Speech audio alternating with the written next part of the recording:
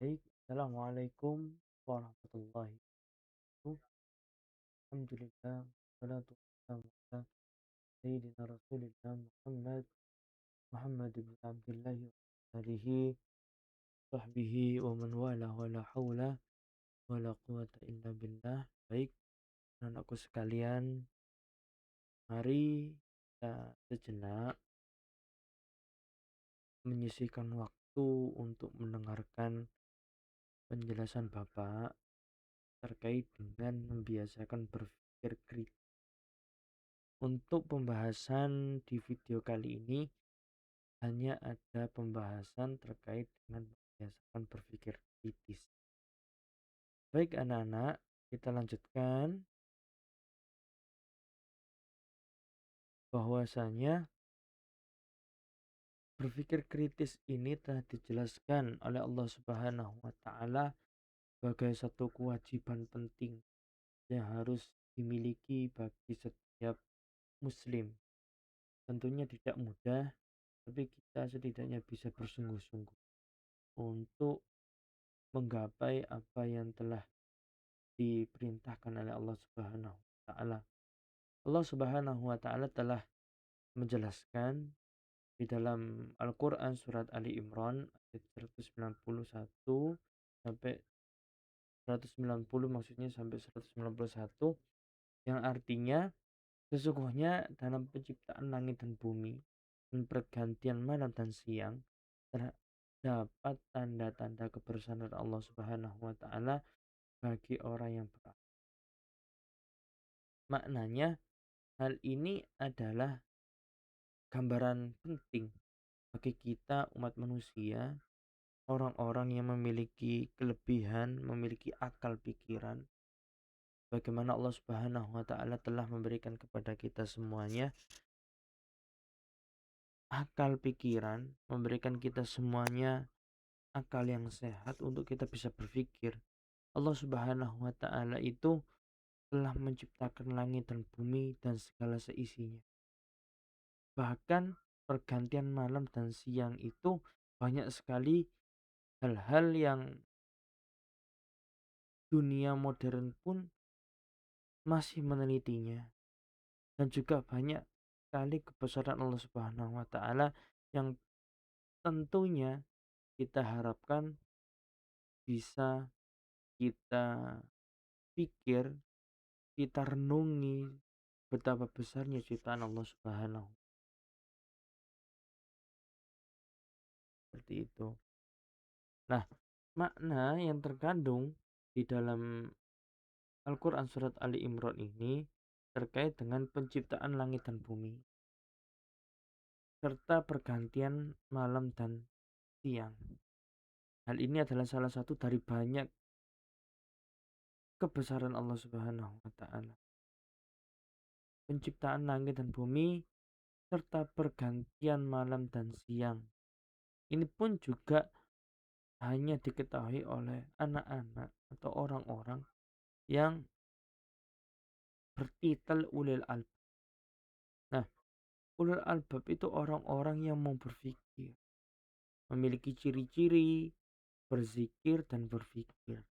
Maknanya Allah Subhanahu wa taala menciptakan manusia di bumi ini itu bukan hanya sekedar melaksanakan segala perintahnya berupa kewajiban kita seperti halnya bersolat, berpuasa dan sebagainya, tapi juga harus berpikir. Allah Subhanahu wa taala juga jelas menjelaskan bahwa hal ini harus kita manfaatkan sebaik bahwa berpikir itu juga sebagian dari kita beribadah kepada Allah Subhanahu wa taala. Tafakur. Tafakur itu adalah berpikir sejenak. Tafakur sa'a khairu min ibadati sana. Berpikir sejenak adalah lebih baik daripada kita beribadah selama 1 tahun. Maka hal ini penting agar kita juga berpikir bukan hanya sekedar sholat, tapi kita berpikir bahwa banyak sekali yang akan kita dapat ketika kita semuanya melaksanakan ibadah sholat misalnya, atau melaksanakan ibadah-ibadah yang lain. seperti itu.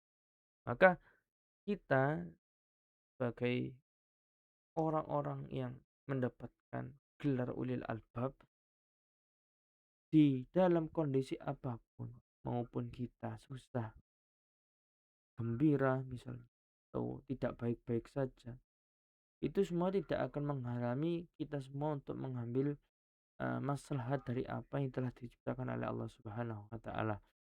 Ulul albab itu punya pemikiran yang kritis, memiliki em, pemikiran yang utuh, objektif, lalu seimbang. Inilah cara kita sebagai orang-orang yang berpendidikan untuk mencapai gelar ulil albab.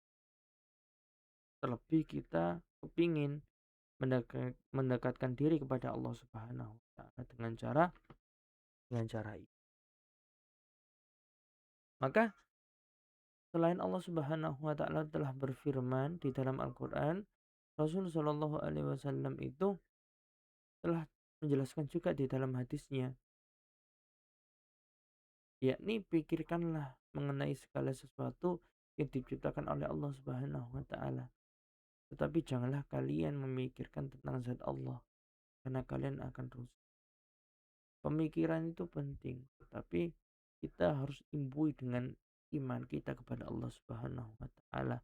Memikirkan ciptaan Allah Subhanahu wa taala adalah menjadi salah satu kewajiban kita, bahwa Allah Subhanahu wa taala adalah Maha Kuasa. Tapi janganlah kalian memikirkan juga Allah itu seperti apa, atau tentang zat Allah. Bahwa Allah Subhanahu wa taala tidak pantas untuk dipikirkan, karena Allah Subhanahu wa taala adalah Maharaja di Raja, ya. Allah Subhanahu wa taala itu kalau secara ilmiah itu sudah tidak bisa kita jelaskan. Kita punya iman, kita percaya bahwa Allah Subhanahu wa taala itu ada, itu aja. Dan kita punya kewajiban untuk melaksanakan segala perintahnya dan menjauhi apa yang telah dilarang. Lalu makna dari hadis tersebut juga membimbing kita agar selalu berpikir kritis atau berpikir positif, tapi dilarang memikirkan zatnya Allah Subhanahu wa taala.